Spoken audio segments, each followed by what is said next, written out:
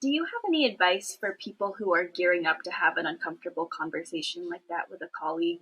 I think, even just the nature of the word, when you're having an uncomfortable conversation, people tend to shy away from it. But as you said, it's just sometimes they're just necessary and important. Yeah.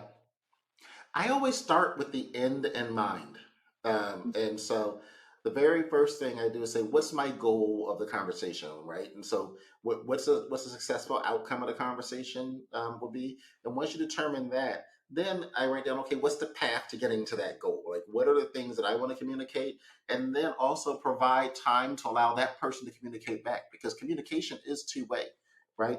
You can't expect to just go in and dump all your stuff out on the table and say, now it's solved.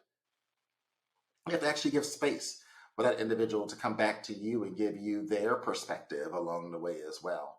And that's really important. So the way I start is to start with the end in mind and determine what a successful outcome looks like. Then B, I make the bullet points of things that I think is important to convey.